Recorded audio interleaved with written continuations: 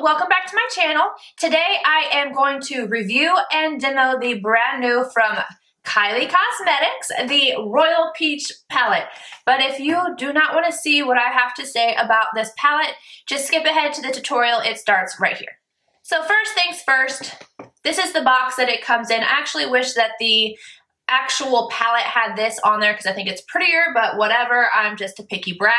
But this is a look created with the palette, and then the eyeshadow names are on the back. And then the palette in of itself is a cardboard palette with a metallic, kind of rosy, goldish Kylie written across the front, as if you guys couldn't see that. And then the names of the shadows on the back as well. I do wish that the shadow names were actually on the inside of the palette, but you know, we got a mirror and a brush this time, so that's good. It has this brush with it, which is kind of like a knockoff of the MAC 217. It is itchy, scratchy, but it does work. It's just a cheap brush, but at least it's included into the palette this time. I do appreciate the extra effort. Now, like I said, this one has 12 shades in there compared to the other palettes which have 9 shades, and this one is $45, and you can only find this guy on the Kylie Cosmetics website. The whole theme of this palette is definitely a peachy vibe, minus this royal blue here, which I guess is why she called it the Royal Peach palette.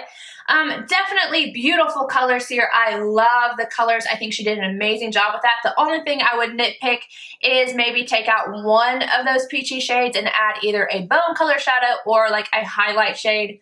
But that's just me being picky. There is a lot of talk about this one being compared to the Too Faced palette, so I'm going to insert swatches of both this palette next to the Too Faced. I don't think that they are super similar. Yes, a few shades are, but overall not so much.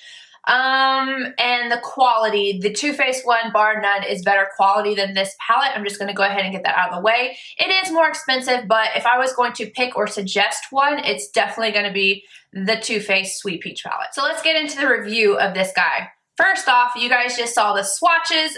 I had to build those up. They do not swatch well at all. But I wanted you guys to actually see the color of it compared to the Too Faced one. So just know that I built those up. Every time I open this palette, I cough, and I'm going to have to edit out a lot of me coughing because of the smell. I am sick as well, but I'm fine until I open this palette. It smells like a chemical explosion inside of this palette, and I absolutely cannot stand it. And it got worse after I used it. This is not the first time that I've used it. I had this on in my Giorgio Armani Power Fabric Foundation review. So I was wearing it in that. So I was trying to kind of get a feel of it before I reviewed it for you guys. Trying to not concentrate on that smell and make sure that I knew the formula of the shadows, but the smell is absolutely awful. It is so intense. It smells like chemicals, like paint thinner, something that I do not want to smell whenever I open up any of my cosmetics. I emailed Kylie Cosmetics about this issue, and I have gotten no response at all. And I feel like it needs to be addressed. Maybe it will be by the time I upload this video, but even if they want to say that it's the glue that's holding something in here or whatever, it's still, the smell comes from within. Like, I don't really smell it on the outside, so whatever the smell is, it's being infused in your shadows anyway, so that really isn't an excuse for me. And on top of that, if it's the glue that's holding in the shadows, why does my pan move around? Like, the pans of these shadows move around and wiggle, which is not cute. In my own personal opinion, the quality of these shadows are kind of mediocre. The mattes way outperform the metallic shades. I do like the mattes. I can make them work, and I can make the metallic ones work, but I have to keep building. Like, I had to go into this green one, and this is the first time I used the green shade, and I had to go in there so many times to build this up that I got hard pan on here, and this is the first time I've used the shadow.